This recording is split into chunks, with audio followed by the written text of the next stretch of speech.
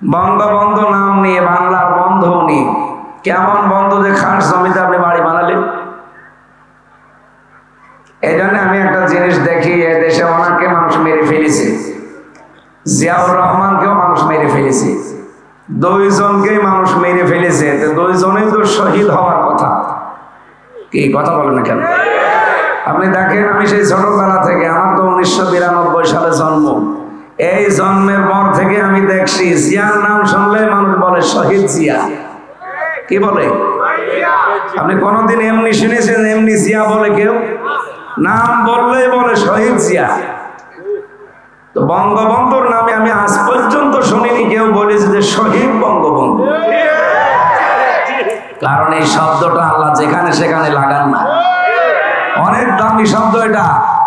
2024 সালে নিজের জীবন পর্যন্ত যারা বিলিয়ে দিয়েছে, শহীদ আবু সাইদ, শহীদ মুগ্ধ, এদের নাম শুনলে মানুষ শহীদ বলে এই কারণে, কারণ শহীদ শব্দটা আল্লাহ নিজে বানিয়েছে। যারা শহীদ হয় এদেরকে মরে গেছে কথা বলা যায় নেই, মুখের উপরে আল্লাহ তালা দিয়েছে। এই কথা কখনো বলবি না যে যারা মরে গেছে শহীদ হয়েছে ওরা মরে গেছে না। সূরা বাকারা 153 নম্বর আয়াতে আছে, ওয়ালা তাকুলু লিমা ইউকতালু ফি সাবিলিল্লাহি আমওয়াত। কখনো এই কথা মুখ দিয়ে বলবা না যারা শহীদ হয়েছে ওরা এমনি মরে গেছে, বাল হায়াউন, বরং তারা জীবিত, ওয়ালাকিন লা তাশউরুন, কিন্তু টের পাও না। মানুষ যেহেতু মুখের পরে ধারণা করতে পারে অন্তরে, এই জন্য আল্লাহ অন্তরের উপরেও নোটিশ দিয়েছেন, ওয়ালা তাহসাবান্নাল্লাযীনা কুতিলু ফি সাবিলিল্লাহি আমওয়াতা বাল আহইয়াউন ইনদা রাব্বিহিম ইরসাকুন। সূরা আলে ইমরানের 169 নম্বর আয়াতে আছে, আর পৃথিবীর মানুষেরা এই ধারণাও করবা না যারা শহীদ হয়েছে ওরা মরে গেছে, ওরা কিন্তু জীবিত, ওরা আমি আল্লাহর কাছে দিয়েছি পাই। বলেন সুবহানাল্লাহ। গাজীপুরবাসী মানুষ কি ঘুমিয়ে থাকলে খাওয়া লাগে? বলেন বলেন।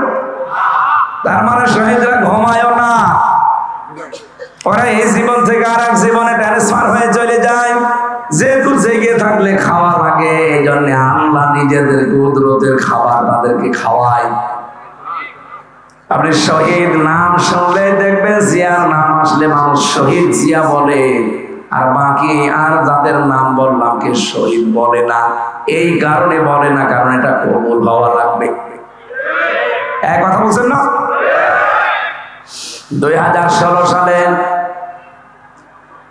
আমি যখন আরাফাতের ময়দানে পাশে মসজিদে নামিরা, কাবার ইমাম ওই সময় হজের খুতবা দিচ্ছিল, তিনি খুতবা দিয়ে আরবিতে বলছে শহীদ জিয়াউর রহমান, এই নামটা উচ্চারণ করে তিনি একটা দোয়া পড়লেন। আল্লাহ লক্ষ লক্ষ মানুষকে যিনি মাথার উপরে নিম গাছ লাগিয়ে ছায়া দিয়েছে, এটা শাজারাতুল জিয়া বলা হয়। আল্লাহ তুমি তাকে তোমার রহমতের ছায়া দিয়ে আটক করে দাও। আপনি চিন্তা করেন, লক্ষ লক্ষ হাজি সেখানে, কাবার ইমাম নিজে দোয়া করছে খুতবার ভেতরে, এমনি খুতবার দোয়াগুলো কবুল হয়ে যায়। আমি নিজে ওই ছায়া স্থান নিয়েছি নিম গাছের নিচে। শুধু বাংলার হাজিরা না, পৃথিবীর যত দেশ থেকে হজ করতে যায় মানুষ কিন্তু ওখানে আশ্রয় নেয়। একটা গরম দেশ, মাথার উপরে যখন এই ছায়াটা পড়ে এমনি মন থেকে তার জন্য দোয়া চলে আসে। আমার মনে হয় কোটি কোটি মানুষ কিয়ামত পর্যন্ত আসবে আর শহীদ জিয়ার জন্য মন থেকে দোয়া করবে। তাহলে এমন জায়গায় দোয়া করছে, জায়গাটা যেমন তেমন না, আরাফাতের ময়দান, যে 10 জায়গায় দোয়া কবুল হয় তার ভেতরে এটা একটা। সুবহানাল্লাহ বলতে পারে। এটা মাজলুম পরিবার, ছেলেটা মারা গেল, মারা যায়নি, আরাফাতকে মেরে ফেলা হয়েছে। এমন এমন কাজ করে মানুষ মরে যেতে বাধ্য হয়। এক লোক বউ পিটাতো, বউ একদিন ডাক দিয়ে বলছে তুমি যেভাবে পিটাও আমাকে রাখবা না, যে কিলের ওজন দেখে টের পাও না। কোনদিন বলেছে যে আমি আরাফাতকে মেরে ফেলেছি? বলে না, এমন কাজ করেছিল যে আমার আরাফাত মরে যায়। আল্লামা শহীদ দেলাওয়ার হোসাইন সাইদি সেও মারা যায়নি, তাকে মেরে ফেলা হয়েছে। এদের নাম পরিবর্তনের হিড়িক, এটা ইহুদি আর খ্রিস্টানদের কালচার। আপনি দেখবেন মুসা নবীর নাম ইহুদিরা পরিবর্তন করে দিয়েছে জোসেফ। আমি বাইরের দেশগুলোতে যখন যাই ইহুদিদের সাথে কথা বলে দেখেছি, জিজ্ঞাসা করি আপনার নবীর নাম কি, বলে জোসেফ। জোসেফ মানে মুসা আলাইহিস সালাম। আমরা মুসলমানেরা যাকে মুসা বলে চিনি, ওরা নামই পাল্টিয়ে দিয়েছে জোসেফ। খ্রিস্টানদের সাথে মিললে ওদের জিজ্ঞাসা করি আপনাদের নবীর নাম কি, বলে যিশু। যিশু মানে ঈসা আলাইহিস সালাম। ওরা ইব্রাহিম নবীর নাম পাল্টিয়ে দিয়েছে আব্রাহাম। এই বাংলাদেশে নাম পরিবর্তনের হিড়িক তৈরি করে শহীদ আব্দুল কাদের মোল্লা, এই লোকটা কেউ পর্যন্ত কসাই কাদের বানিয়ে ফাঁসি দিয়েছে। আল্লামা দেলাওয়ার হোসাইন সাইদি, তার নামই দেলাওয়ার হোসাইন সাইদি, অথচ নাম পাল্টিয়ে দিয়েছে দেল্লু শিকদার। এই যে জালেমরা ক্ষমতায় বসলে প্রথম কাজ তাদের এইটা, বিশৃঙ্খল পরিবেশ তৈরি করে দেয়। দুই নম্বরে ওই দেশের যারা সম্মানিত মানুষ তাদেরকে অপমান করে। এদেশে আলেমরা সবার কাছে সম্মানিত ছিল, কিন্তু এ জালেম সবচেয়ে বেশি অসম্মান দিয়েছে আলেমদের। প্রশ্ন আসতে পারে, কয় অনেক আলেম তো তার কাছে ছিল, ওগুলো আলেম না, ওগুলো জালেম। জালেম না হলে কেন্দ্রীয় মসজিদের ইমাম পর্যন্ত পালিয়ে যায়। বলেন, পৃথিবীর ইতিহাসে আমি আজ পর্যন্ত শুনিনি কোন মসজিদের ইমাম দুর্নীতির দায়ে পালিয়ে গেছে। এত নিচে নেমেছিল ওদের চরিত্র, শেষ পর্যন্ত মসজিদের ইমামও থাকে না, সেও পালিয়েছে। পরবর্তীতে এসেছিল ইমামতি নেওয়ার জন্য জোর করে, এদেশের জনগণ জোতা পিটা করছে। লজ্জা তো নেই।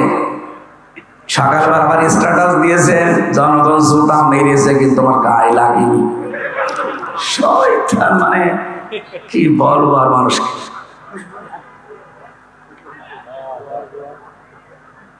আমি তো একটু বাস্তবতার দিকে তাকিয়ে দেখছি, এদের ইমাম থেকে শুরু করে যত মানুষ ওদের দায়িত্বে ছিল, বিশেষ করে 1628 জন।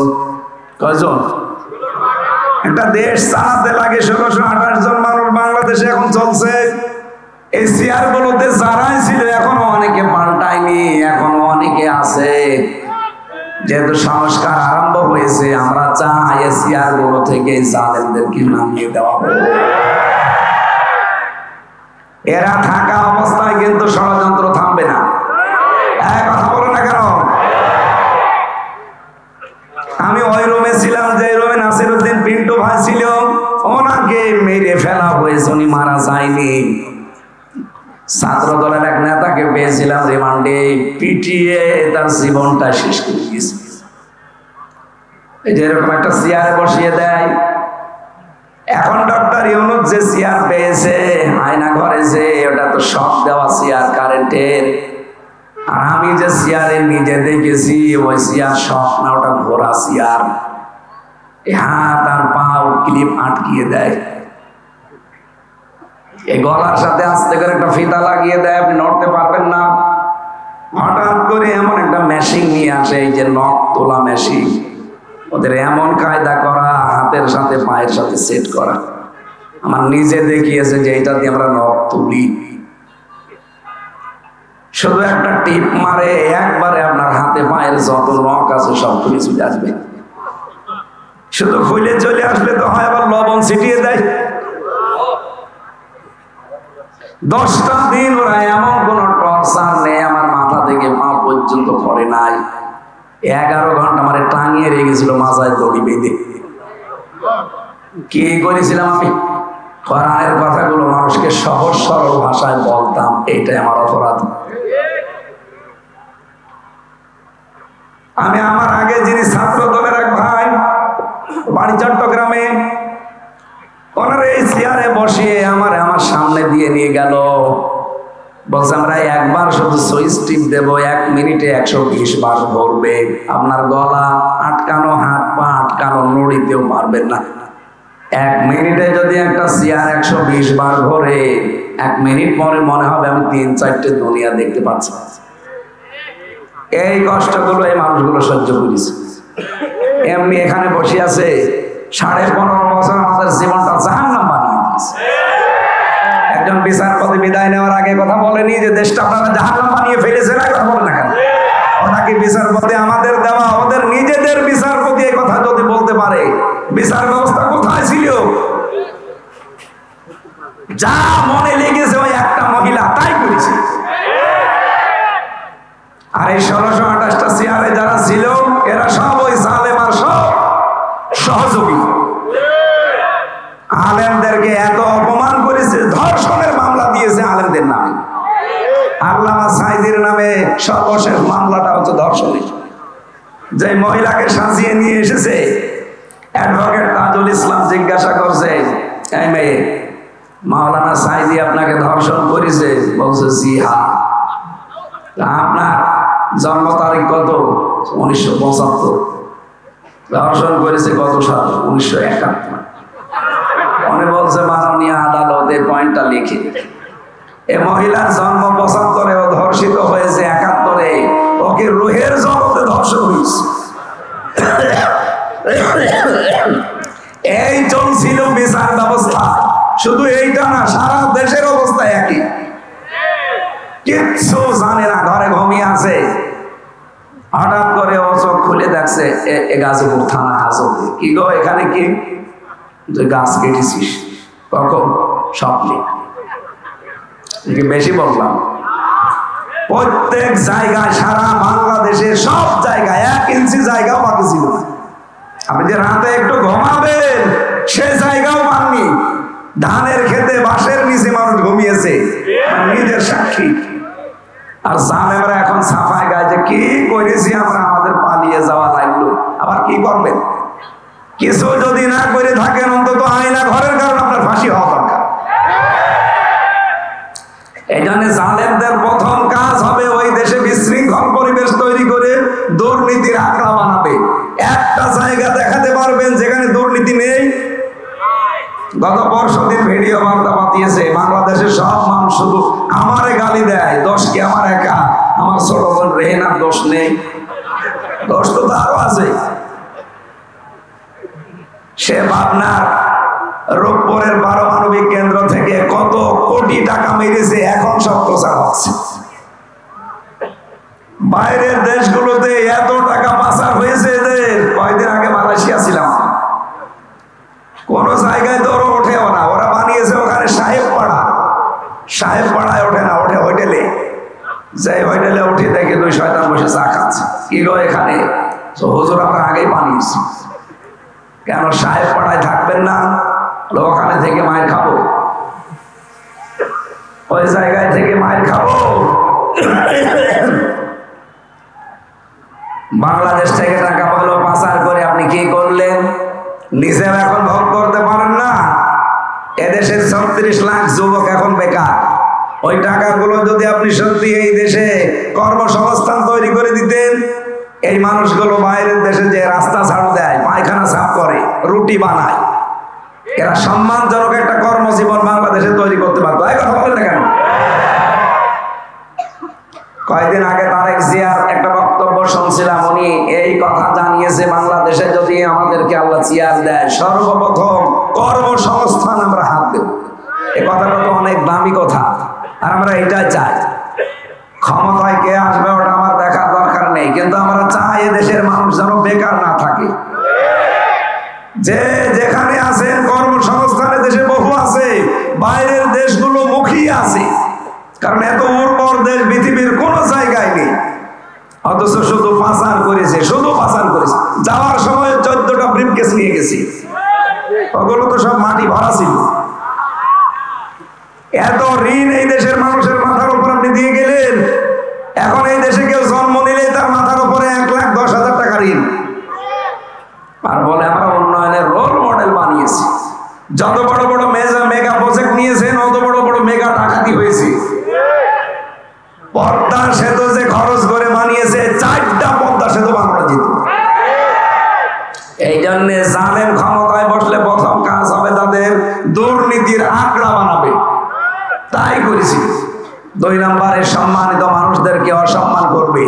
যেহেতু পৃথিবীর সর্বশ্রেষ্ঠ সৃষ্টি আমরা মানুষ, এই মানুষের সম্মান নিয়ে সামনে যেন কেউ সিনিমিনি খেলতে না পারে, এ বিষয়ে সজাগ থাকা লাগবে। যারা আসবেন মানুষকে সম্মান দেওয়া লাগবে। এই কথা বলেন না কেন? আল্লাহ আমাদেরকে সেরকম রাষ্ট্র উপহার পাওয়ার তৌফিক দেন, আমিন। পাশের দাদা বাবুদের ফাঁদে পা দিয়ে দেশটা ধ্বংস করার চেষ্টা ছিল, এখনো পর্যন্ত করে যাচ্ছে। 2732 জন মানুষ মেরে ফেললো, এখনো কোনো অনুশোচনা আছে? কোন অনুশোচনা ভেতরে আছে? এখানে মানুষ যখন অপরাধ করতে করতে সীমা ছাড়িয়ে যায়, তখন আল্লাহ তার অপরাধ করার কারণে অনুশোচনা বন্ধ করে দেয়। এই যে আগামীকাল যে রাত আসতেছে, লাইলাতুন নিসফে মিন শাবান, এটা একটা গুরুত্বপূর্ণ রাত। এই রাতে আল্লাহ পৃথিবীর সব মানুষকে মাফ করার সিদ্ধান্ত নেয়। শুধু 2 প্রকার মানুষকে আল্লাহ মাফ করে না। 1 নম্বরে যারা শিরিক করে, 2 নম্বরে যারা মানুষ হত্যার সাথে জড়িত। সুতরাং এই 15 বছরে যত মানুষ হত্যা করেছেন কারণে অকারণে বিচার বহির্ভূত, আপনাকে আল্লাহ সবে বরাতে সবে কদরও মাফ করবে না। খুনি যারা, যে মানুষগুলো মার্ডার মামলা করে, মার্ডার মামলার আসামি যারা, ওনার নামে এখন মার্ডার মামলা কত? 275টা। একটা মার্ডার মামলা হলেই যদি তার ফাঁসি হয়ে যায়, 275 বার তারে ফাঁসি দেওয়া লাগবে। তো এমনি কদিন পর মরে যাবে। মানুষের জীবন নিয়ে সিনেমিনি খেলেছিল, এখন তাম দুনিয়ার কাছে হাসির পাত্র বানিয়ে দিয়েছে। ম্যাডাম অসুস্থ ছিল না কতদিন, মরে যাবে ভাব, একটু সহানুভূতি দেখানো তো দূরের কথা, বলতেছে এই বয়সে আবার বেশি থাকার দরকার কি? আপনি মানুষ, একটা মুরব্বী মানুষ 3 বারের সে প্রধানমন্ত্রী, তার ছেলেটা এমনি গেছে মরি, আর একটা আছে বাইরের দেশে, একটা মাজলুম মানুষ, মিথ্যা মামলা দিয়ে 6 বছর জেলে রাখলেন তার, আবার বলে যে আবার বাঁচার ইচ্ছা করে, এই বয়সে আবার বেঁচে থাকার দরকার কি? তো এমনি মরে যাওয়ার কথা। এখন আপনি যা অবস্থায় আছেন, আমরা তো বরদোয়া করি না, এমনিতে চলে আসে। সারা পৃথিবীর মানুষ এখন বলছে এই বয়সে বেঁচে থাকার দরকার কি, আর দেশে আসার দরকার কি? যেখানে আছে ওখানে থাক।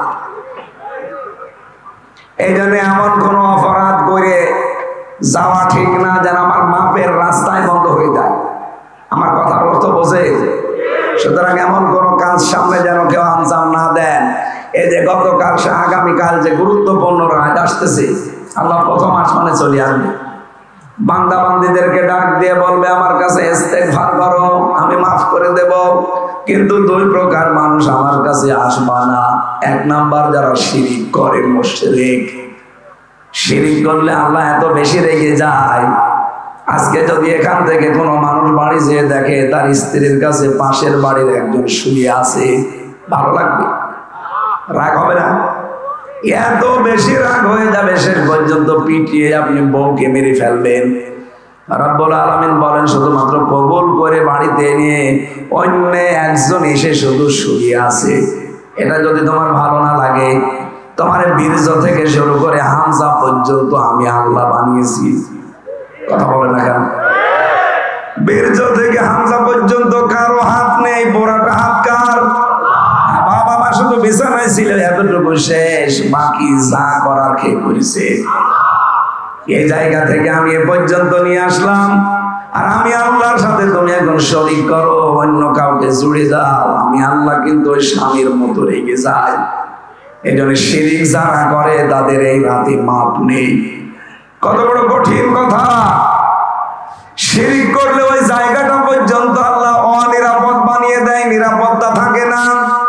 আপনি দেখবেন কাবার যে চত্বর, কোন মানুষ যদি কাবার চত্বরে প্রবেশ করে, কোরআনে কারীম জানিয়েছে তাকে আমার আল্লাহ নিজে নিরাপত্তা দিয়ে দেয়। এক কথা বলছে, কাবার চত্বরে কেউ গেলে তাকে নিরাপত্তা দেয় কে? ইন্না আউয়ালা বাইতিউ বুদিআ লিন-নাস লাল্লাযী বিবাক্কাতা মুবারাকাও ওয়া হুদাল লিল আলামিন ফিহি আয়াতুম বাজ্জিনাতুম মাকামু ইব্রাহিম ওয়া মান দাখালাহু কানা আমিনা। সূরা আলে ইমরানে আছে, কোন মানুষ যদি কাবার এলাকায় যায় আল্লাহ তাকে নিজে নিরাপত্তা দেয়। এই কারণে দেয় কারণ ঘরটা কার? আরো জোরে বলেন। ও মুসলমানেরা, বাংলাদেশের আমাদের এই দেশ কি কাবা শরীফ? বলেন বলেন। কাবা থেকে 600 কিলোমিটার দূর, 6000 কিলোমিটার। তাহলে এই দেশটা যদি শান্তি, স্বস্তি, নিরাপত্তা দিতে হয়, এখানেও কাবা শরীফের মতো কিছু কাজ করা লাগবে। কাবা শরীফে কোন কোন কাজ নেই? কাবা শরীফে কাজ নেই, প্রথমে শিরিক নেই। কি নেই? আরো জোরে বলেন। বাংলাদেশের 56,000 বর্গ মাইল শিরিক মুক্ত করা লাগবে। তাহলে এখানে নিলেন আপনার এই দেশে কত জায়গায় আজ প্রকাশ্য গোপনে শিরিক চলছে, এমনকি হাজারো মানুষ এখানে আমাদের বিশ্বাসের ভেতরও শিরিক। এক কথা বলছো না?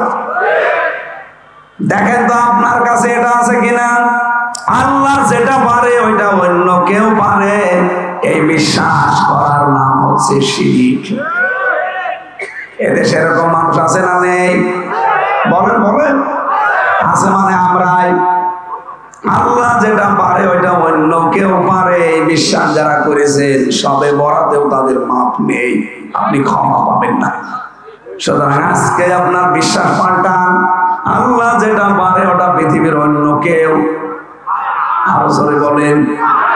সন্তান দিতে মাত্র শুধুমাত্র কে পারে? ছেলে দিতে, মেয়ে দিতে পারে কে?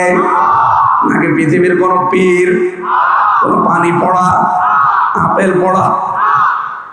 কয়েকদিন আগে বগুড়ায় গিয়েছিলাম, এক লোক এসে আমার একটা আপেল দিয়ে বলছে, হুজুর আপেলটা পড়িয়ে দেন, ছেলে মেয়ে আমার হয় না। আমি বললাম, আপেল পড়ে যদি ছেলে হইতো তা আমার মেয়ে 3টা, আমার মেয়ে পরেরটা হইতো না। আমি সূরা ফাতিহা পড়া ছাড়া কি পড়বো? আপনাদেরকে সিক্রেটটা ওপেন করছি, যে যা করে, যে আমার তেল পড়ে দেন, পানি পড়ে দেন, ফু দিয়ে দেন, অন্য কিছু কিন্তু পড়ে না, সূরা ফাতিহা পড়ে ফু দেয়, কারণ এটা শেফা। আমি ওইটা হাতে নিয়ে কেবল আরম্ভ করেছি, আমার কানের কাছে মুখ নিয়ে বলছে, হুজুর এমন আপেল পড়বেন যেন ছেলে হয়। মনে হচ্ছে আমি ছেলে নিয়ে বসে আছি। গাজীপুরবাসী বহু মহিলার ভেতরে এই শিরিকটা আছে বিশ্বাসে। আল্লাহ যেটা পারে ওইটা অন্য কেউ। সুতরাং কোন দরবারে, কোন বাবা, কোন মাজারে, কোন জ্যাঠা পীর, কোন মরা পীরের কাছে যাওয়া যাবে না। আমাদের যিনি জাতির পিতা, এই বানানোটা না, আসলটা আল্লাহ যেটা বানিয়েছেন, মিল্লাতা বিকুম ইব্রাহিম হুয়া সাম্মাকুমুল মুসলিমিন। আমাদের জাতির পিতা 86 বছর পর্যন্ত বিয়ের পরে সন্তান হয়নি। কত বছর? 86 বছর তিনি কোন মাজারে গেছে, কবরে গেছে, কোন বাবার কাছে বলেছে? তিনি প্রতিদিন এই 86 বছরে আল্লাহকে বলতেন, রব্বি হাবলি মিনাস সালিহিন, হে আল্লাহ আমাকে একটা নেককার সন্তান দান করো। রব্বুল আলামিন দোয়াটা কবুল করেছিলেন, কিন্তু 1 দিন 2 দিন 5 দিন পরে না, কত বছর? আপনি চিন্তা করতে পারেন, আল্লাহর খলিল বলা হয় তাকে। খলিল মানে আল্লাহর জন্য যিনি সবকিছু পারেন, আরবিতে তার নাম খলিল। এত বড় পাওয়ারফুল নবী, এই নবীর যদি বিবাহের পরে 86 বছর একাধারে দোয়া করার পরে কবুল হয়, আর আপনি 2-4 বছরে হাঁপিয়ে যান। আল্লাহ রাব্বুল আলামিন জবাব দিয়েছিলেন 86 বছরের বয়সে, রব্বি হাবলি মিনাস সালিহিন ফাবাশশারনাহু বিগুলামিন হালিম। হে ইব্রাহিম, তোমাকে আমি হালিম দান করলাম। হালিম মানে চাচা হালিম না মামা হালিম। হযরত ইব্রাহিম চিন্তা করলেন, 86 বছর পরে আমি একটা হালিম পেলাম। হালিম মানে ধৈর্যশীল। হালিম মানে কি? কেমন ধৈর্যশীল সন্তান আমাকে আল্লাহ দিয়েছে, আমার দোয়াটা আসলে কবুল হয়েছে কেমন আমি দেখব। এই জন্য 13 বছর যখন বয়স তাকে আল্লাহ জবাই করার জন্য স্বপ্ন দেখালেন। তিনি এসে সন্তানটাকে ডাক দিয়ে বললেন, ইয়া বুনাইয়া, হে আমার কলিজার টুকরা সন্তান, ইন্নী আরা ফিল মানাম আন্নী আযবাহুকা ফানজুর মাযা তারা। আমি স্বপ্নে দেখলাম তোমাকে তোমাকে জবাই করছি, এখন তোমার রায় বলো কি করব। প্রশ্ন আসতে পারে যে আল্লাহর নবী ইব্রাহিম বিধান পালন করছে কার? আরো জোরে বলেন কার? যিনি বিধান পালন করে সাহায্য করবে তিনি ইসমাইল। আল্লাহর বিধান আমি পালন করবো, আমার ছেলের কাছে অনুমতি নেওয়া লাগবে কেন? এই কারণে তিনি অনুমতি চেয়েছিলেন। তিনি চিন্তা করলেন আমি ৮৬ বছর বয়স পর্যন্ত দোয়া করলাম যে আমাকে তুমি নেককার সন্তান দাও। আল্লাহ যে বললেন আমি তোমাকে একটা হালিম দিলাম, সুসংবাদ দিলাম হালিম সন্তানের। কেমন ধৈর্যশীল সন্তান দিয়েছে এটা আমি পরীক্ষা করে দেখব। এই জন্য তিনি অনুমতি নিতে গিয়েছিলেন। সন্তানটাও এরকম ডাক দিয়ে বলে বাবা আপনি যা আদিষ্ট হয়েছেন, ইয়া আবাতি ফাআল মা তুমার সাতাজিদুনি ইনশাআল্লাহু মিনাস সাবিরিন। আপনি আপনার আদিষ্ট কাজটা করেন, আমাকে আপনি ধৈর্যশীলদের মধ্যে পাবেন। ধৈর্যশীল পাবেন এই কথা বলেন নাই, তাহলে ১ বছর দিতেন।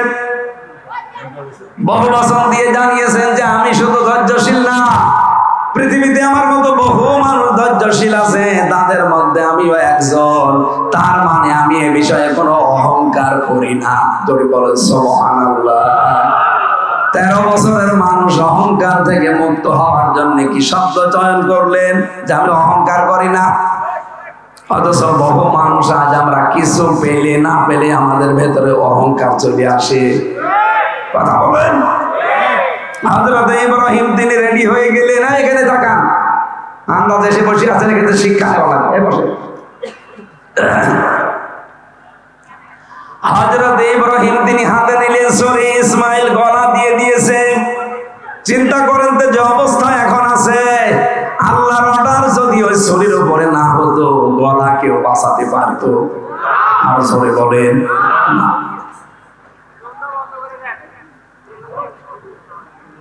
ড্রোন এইদিকে যেন না আসে, বাইরে থাক। যে কথা বলতে চাই আমি এখান থেকে, কোরআনে কারিমের সূরা সাফফাতের এই ৯৯, ৯০, ১০০ নম্বর আয়াত থেকে একটা বিষয় নিয়ে যান আজকে। ইব্রাহিম নবী তিনি আল্লাহর বিধান পালনের জন্য প্রস্তুত, আর ইসমাইল নবী আল্লাহর বিধান পালন করতে সাহায্য করার জন্য প্রস্তুত। তখন আল্লাহ ডাক দিয়েছেন অনাদাইনাহু আইয়া ইব্রাহিম, হে ইব্রাহিম আমার ডাকটা শোনো, তোমরা যা করলে আমি আল্লাহ কিন্তু দেখেছি। বাংলার মুসলমানেরা এখান থেকে আজকে একটা শিক্ষা আমি বের করেছি, যেহেতু আল্লাহ ফালাম্মা আসলামা ২ বছর দিয়েছেন, দুইজনে যখন আল্লাহর বিধান পালনে রাজি হয়েছে, এগ্রি হয়েছে, তখন বিধান পালন করা সহজ হয়েছে। ইব্রাহিম যদি বলতেন আমি জবাই করব, ইসমাইল যদি বলতেন না আমি জবাই হব না, জীবন আল্লাহর বিধান পালন হতো?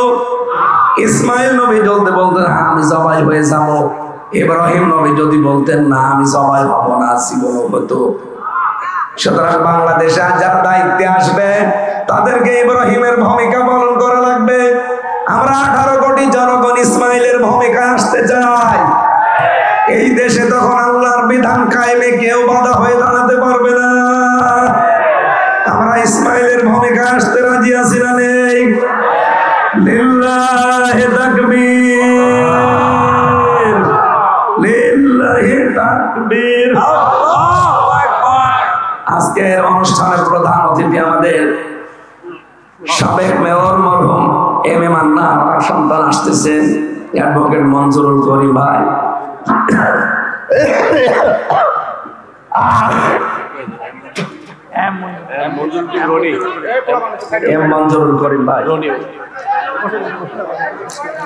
ওনারা তো আরো ব্যস্ত মানুষ, সমাজ সেবী মানুষ, ওনারা আরো ব্যস্ত। আমাদের অনুষ্ঠানে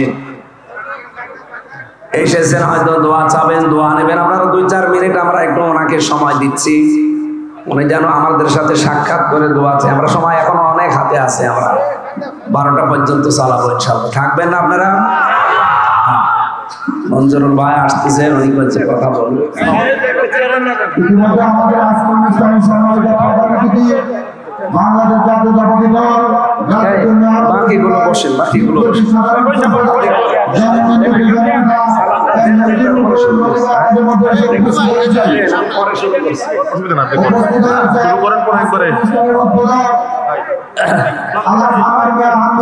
উপস্থিত হয়েছে বিশেষ অতিথি সাবেক চেয়ারম্যান মহানগর বিএনপির অন্যতম সহসভাপতি আক্রমণ মোহাম্মদ হোসেন আমাদের মধ্যে উপস্থিত হয়েছে। বসেন বসেন, আমরা মোনাজাতের আগে কথা বলবো। বসেন।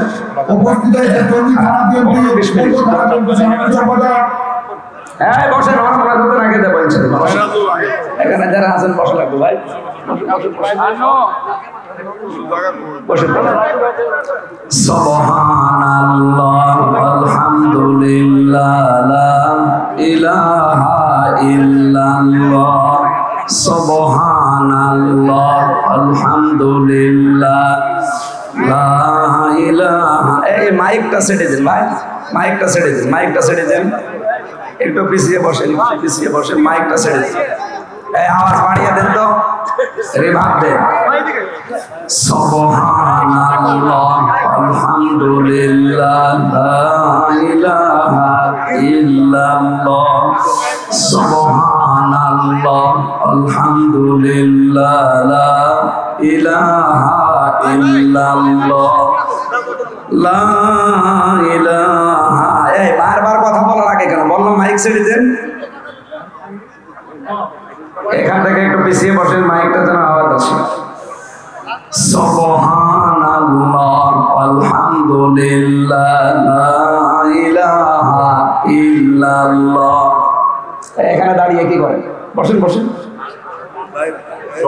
লা ইলাহা ইল্লাল্লাহ মুহাম্মাদুর রাসূলুল্লাহ। গাজীপুরবাসী শিরক মুক্ত জীবন তৈরি করলে আমার আল্লাহর পক্ষ থেকে নিরাপত্তা আসে। এর প্রমাণ কাবার চত্বর। যেহেতু কাবার চত্বরে প্রবেশ করলে ওই জায়গাটাতে আল্লাহ নিজে নিরাপত্তা দিয়ে দেয়। বাংলাদেশের এই ৫৬,০০০ বর্গ মাইল যদি আমরা শিরক মুক্ত করতে পারি, আল্লাহর কসম এখানে আল্লাহ নিরাপত্তা দেবে। সূরা আনআম ৭ নাম্বার পারা ১৭ নাম্বার পৃষ্ঠার প্রথম নাম্বার লাইনের ৮২ নাম্বার আয়াতের প্রথম অংশে আছে। এটা তাফসীরে ফি জিলালিল কোরআনে পাবেন। রব্বুল আলামিন গ্যারান্টি দিয়েছেন, আল্লাযীনা আমানু ওয়া লাম ইয়ালবিসু ঈমানাহুম বিযুলমিন উলাইকা লাহুমুল আমন ইলা আখির আয়াত। এই দুনিয়াতে যারা ঈমান আনে আর ঈমানের সাথে শিরক মিশ্রণ করে না, আমি আল্লাহ নিজের পক্ষ থেকে তাদের ঘোষণা দিলাম, এরা নিরাপত্তার হকদার। বলেন সুবহানাল্লাহ। মানুষকে নিরাপত্তা দিতে পারে র‍্যাব, পুলিশে, আর্মিতে, কে বলেন তো? আল্লাহ পাক বলেন প্রতিটি মানুষের কাঁধের উপরে ফেরেশতা আছে। একে চলাফেরা করানোর জন্য আমি আল্লাহর গাইডলাইন আছে। এই ফেরেশতারা যদি আপনার পেছনে দায়িত্ব পালন না করে, আপনি এক পা হাঁটতেও পারবেন না। কোরআনের কথা আমাদের বিশ্বাস হয়? কথা বলেন হয়? যেহেতু সব দায়িত্ব আল্লাহর, উনি বীর্য থেকে পর্যন্ত আল্লাহ আমার বানিয়েছে, সুতরাং নিরাপত্তা একক সত্তা উনি দিতে পারেন। উনি নিজে ঘোষণা দিয়েছেন, যারা শিরক মুক্ত জীবন তৈরি করবে, তাদের ঈমানের সাথে শিরক মিশ্রণ করবে না, তাদেরকে আমি নিরাপত্তার হকদার বানিয়ে দেব। সুতরাং বাংলাদেশ এখনো অনিরাপদ। এখনো পর্যন্ত উগ্রপন্থী হিন্দুরা কত কায়দা কৌশল চালিয়ে যাচ্ছে ট্রাম্পের সাথে মিলমিশ করে এই দেশটাকে এখনো বিশ্বের কাছে জঙ্গি রাষ্ট্র বানানোর চিন্তায় আছে। আপনি এমনি দেখছেন মোদি সাহেব চলে গেছে ট্রাম্পের কাছে, আল্লাহর ইশারা মোদি যখন গেছে ওখানে ট্রাম্পের কাছে বাংলাদেশ নিয়ে কিছু বলবে, ঠিক সেই মুহূর্তে আন্তর্জাতিক মিডিয়া নিয়ে ডক্টর ইউনূস হাজির আয়না ঘরে করে। এমন বুটি চলেছে যে আন্তর্জাতিক সংস্থাগুলো, বিশেষ করে জাতিসংঘ, সব উল্টিয়ে দিয়েছে। মোদি যে কিছু বলবে সে মুখ আর নেই। উগ্রপন্থী হিন্দু যারা বিশেষ করে আমেরিকায় আছে, এরা এত সূক্ষ্ম ব্রেনে কাজ করছে বাংলাদেশ অস্থিতিশীল করার জন্য। এটা জঙ্গি বসবাস করে এরকম কিছু ধোয়া তুলে দেশটাকে আবার ওই জালেমার হাতে তুলে দেওয়ার চিন্তা ভাবনা করছে। এই জন্য সংস্কার খুব তাড়াতাড়ি করে নির্বাচন দেওয়া দরকার, কারণ নির্বাচিত সরকারের হাতে না গেলে ও জালেমা তো বসে নেই, আর ওরা তো গরুর চোনা খাওয়া মানুষ, আমরা খাই গরুর দুধ, আর ওরা মাথা খুব সমস্যা মাথায়। চিন্তা ভাবনা নিয়ে এগিয়ে যাচ্ছে। দেশে বহু কুলু তৈরি করেছিল, একটাও দবে টেকে নাই, একটাও হালে পানি নেয়নি। তখন এখন চিন্তা করছে দেশকে কি করে জঙ্গি রাষ্ট্র বানানো যায়। এই যে মানুষ এক জায়গায় টুপি মাথায় দিয়ে বসে আছে, জমান নামাজ পড়ে বের হয় হাজার হাজার মানুষ, ওইটা তখন ফটো তোলে, কারণ দাড়িওয়ালা টুপিওয়ালা মানুষ মসজিদ থেকে বের হয়। একটা জানাজায় দাড়িওয়ালা টুপিওয়ালা মানুষ যায় না, এইটা ছবি তুলে এই উগ্রপন্থী হিন্দু যারা আছে, এটা যাতে রেকর্ড হচ্ছে আমি জানি, ওদের কানেও যাবে। এইটা নিয়ে তখন ট্রাম্পকে দেখায়, এই দেখেন বাংলাদেশ কোথায় পৌঁছিয়েছে, সব জঙ্গিদের দখলে। আর ওরা এমনিতে দাড়ি টুপি দেখলে ভয় পায়। এক কথা বলছে না কেন? এ কারণে এখন নতুন একটা চাল আরম্ভ করছে, এটা যেন বাংলার কোন মানুষদের নতুন ফাঁদে পা না দেয়। দেশকে আজ 6 মাস কয়দিন হয়ে গেল, এই 6 মাস কয়দিনে একটাও জঙ্গি নাটক পেয়েছেন?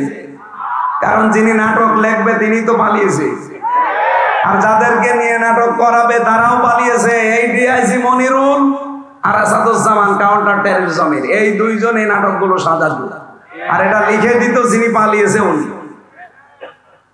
এখন যেহেতু নেই কেউ দেশে, এই জন্য 6 মাস কয়দিন হয়ে গেল একটা জঙ্গি নাটক আর কেউ বানাতেও পারে না, আমরা দেখিও না। কিসের জঙ্গি? সবগুলো ওদের বানানো। এক কথা বলে না কেন? সুতরাং আন্তর্জাতিক মিডিয়াতে বারবার প্রচার করা লাগবে দেশে জঙ্গি বলে কিছু নেই, এগুলো সব ওদের বানানো নাটক। কয়েকটা যদি উগ্র থাকে তারা জেলখানায় পড়ে আছে গাজীপুরের কাশেমপুরে। আমি 3 বছর ছিলাম ওখানে, দেখেছি। আল্লাহর দলের প্রধান আছে একজন, আব্দুল মতিন, এই গাজীপুরের কাশেমপুরে। জিজ্ঞাসা করলাম কি আপনি? বলছে আমি আল্লাহর দলের প্রধান। আপনি তো সভাপতি, একটা দলের সেক্রেটারি লাগে। বলছে আমার ছেলে হচ্ছে সেক্রেটারি। ও সভাপতি ও ছেলে সেক্রেটারি, ওরা উগ্র। এই তাছাড়া জঙ্গি বলে আমরা যা আন্দাজে আলেমদের ধরে নিয়ে মামলা দিয়ে দেয়। এই নাটকটা 6 মাস কয়দিন হয়ে গেল, দেখেছেন? সুতরাং বিশ্বে এটা প্রকাশ করা দরকার, এই দেশে সাম্প্রদায়িক কোনো উস্কানি নেই। এরা যা ছড়িয়েছে এই 54 বছর সব মিথ্যা কথা।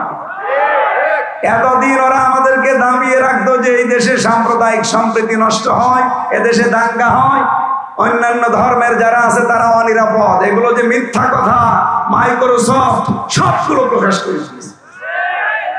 দেখেন আপনি বিশ্বের আন্তর্জাতিক মিডিয়া যতগুলো আছে, 257টা রাষ্ট্র দুনিয়ায়, এতগুলো রাষ্ট্রের উপরে তারা চিন্তা ভাবনা করে গবেষণা চালিয়ে তারা প্রকাশ করেছে সবচাইতে বিশ্বে বেশি মিথ্যা তথ্য ছড়ায় ভারত।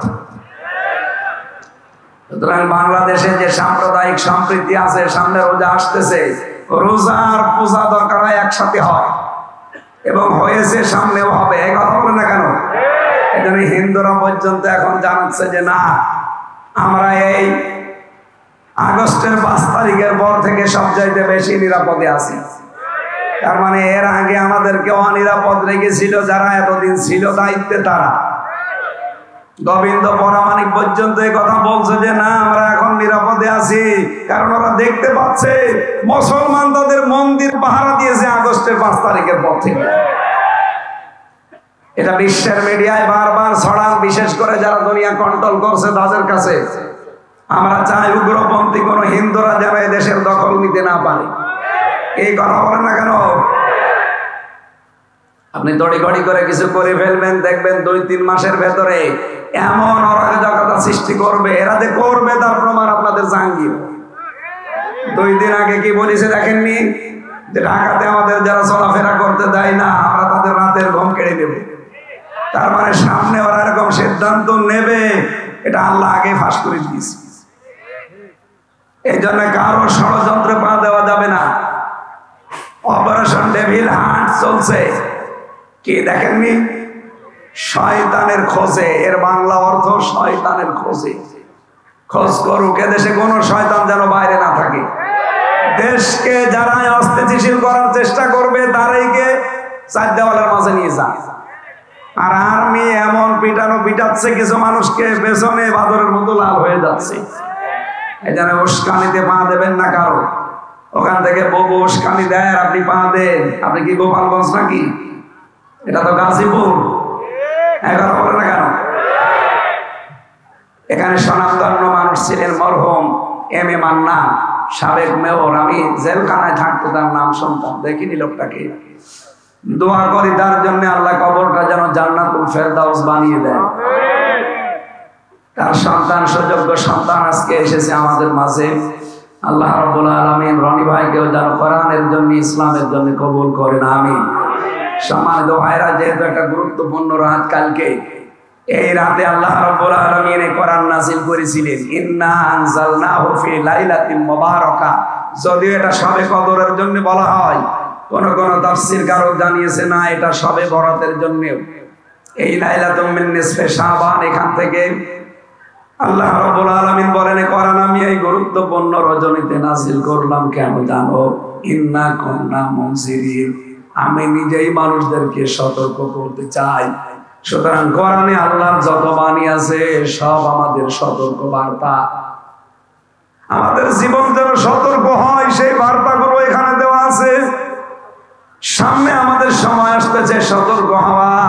পৃথিবীর প্রতিটি জিনিস সম্পর্কে আমাদের সচেতন হওয়া লাগবে, সতর্ক হওয়া লাগবে, বিশেষ করে জীবন সম্পর্কে।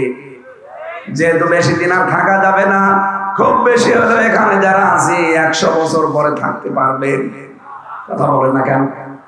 100 বছর না, আমার মনে হয় 70 বছর পরে সব আমরা কবরের নিচে যাব। নতুন মানুষ এসে গাজীপুর আবার চাষ করবে। যেহেতু আমাদের জীবন সম্পর্কে সতর্ক হওয়া দরকার, জীবন সম্পর্কে সচেতন হওয়া দরকার, এই মুহূর্তে সেইটা করার জন্য আমরা আহ্বান জানাচ্ছি। দুনিয়ার এই ফেরে বেপড়ে, পৃথিবীর এই জমিনের ফেরে বেপড়ে যেন আমাদের আখিরাতের বিশাল জীবন আমরা নষ্ট না করি, ভুলে না যাই। আল্লাহ আমাদেরকে আমাদের জীবন সম্পর্কে সচেতন হওয়ার তৌফিক দেন, বলেন আমিন। ও গাজীপুরবাসী, এই পৃথিবীতে আল্লাহ আমাদেরকে উদ্দেশ্য নিয়ে পাঠিয়েছিলেন, তার নাম ইবাদত। তার নাম কি? কতদিন এটা করা লাগবে? ওয়াবুদু রাব্বাকা হাত্তা ইয়াতিয়াকাল ইয়াকিন। ওই দিন পর্যন্ত ইবাদত করে যাওয়া লাগবে যতদিন ইয়াকিন না আসে, তার মানে মরণ না আসে। এই আয়াত থেকে প্রমাণ হয় মাস্ট বি, আপনাদের কাছে মরণ আসবে। মরণ আসবে না এমন কেউ আছি আমরা? সুতরাং মৃত্যু যেহেতু সামনে অবধারিত আসবে, আরে কয়েক বছরের জন্য আমাদের আসল জীবন যেন আমরা ক্ষতিগ্রস্ত করি না ফেলি। আমাদের ওই আসল জীবনটা আমরা সামনে নিয়ে বাকি জীবন আমরা সতর্ক হব ইনশাআল্লাহ। আল্লাহ সেই কথাগুলো আজকের এই আয়াতের ভেতরে দিয়েছেন। ইন্না কুন্না মুনজিরিন, আমি নিজে সতর্ককারী। ফিহা ইফরাকু কুল্লু আমরিন হাকিম। এই যে গুরুত্বপূর্ণ রজনীর স্পেশাল শাবান মাসের 14 তারিখের দিবাগত রাত, এই রাতে আল্লাহ ফেরেশতা পাঠিয়ে দেয় দুনিয়ায়, আর 1 বছরের জন্য গুরুত্বপূর্ণ কিছু সিদ্ধান্ত নেয়। আমি দোয়া করছি আল্লাহ আগামীকাল তো করবেনই, এমন সিদ্ধান্ত যেন বাংলাদেশ সম্পর্কে আল্লাহ নেয়, যেন এই দেশটা নিরাপত্তায় পেয়ে যায়। এই কথা বোঝেন আমার? এমন সিদ্ধান্ত আল্লাহ যেন আমাদের দেশ সম্পর্কে নেয়, আগামী থেকে যেন এই দেশটা নিরাপত্তার চাদরে ঢেকে যায়। নবীজির ওই জামানায় একটা যুবতী মেয়ে সারা থেকে হাজরা মাউত পর্যন্ত রূপের বর্ষা নিয়ে তারা হেঁটে গেছে। আল্লাহর ভয় ছাড়া তার ভেতরে কোনো ভয় থাকতো না।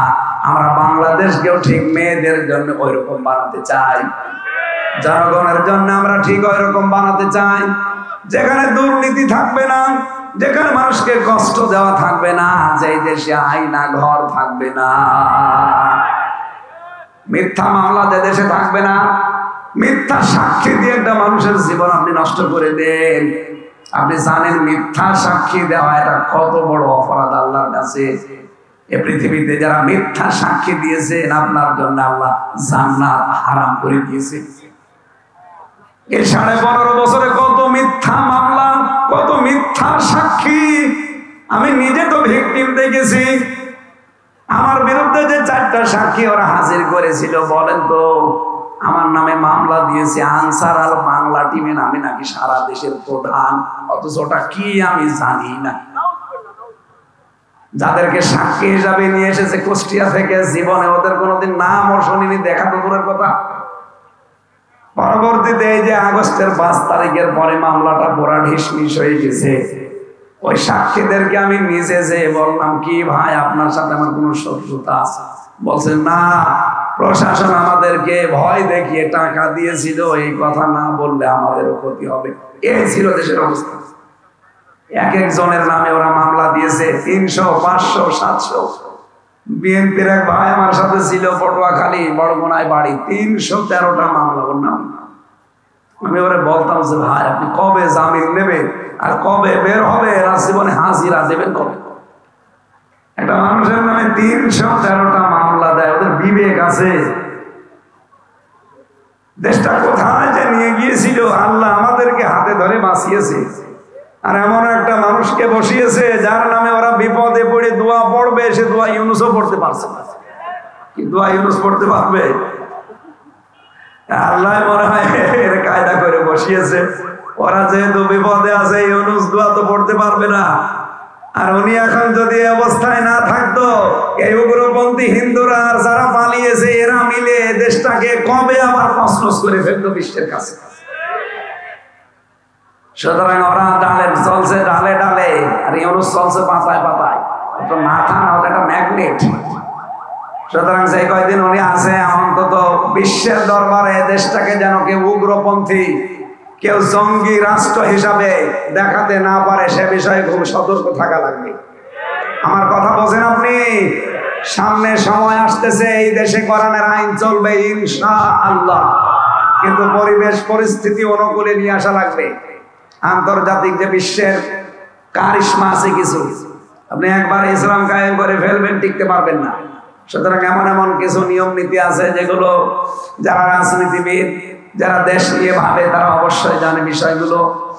সামনে যেহেতু কালকের রাতে আল্লাহ গুরুত্বপূর্ণ সিদ্ধান্ত নিতে যাচ্ছে সারা দুনিয়া সম্পর্কে, বাংলাদেশ সম্পর্কে আল্লাহ এমন একটা সিদ্ধান্ত যেন নেয় যে আমরা শান্তি, স্বস্তি, নিরাপত্তায় বসবাস করতে চাই। সেরকম একটা দেশ, কাঙ্ক্ষিত একটা দেশ আমরা আল্লাহর কাছে চাওয়ার মাধ্যমে আজকে আমি আমার কণ্ঠ এবং পরিবেশ শেষ করে দিচ্ছি।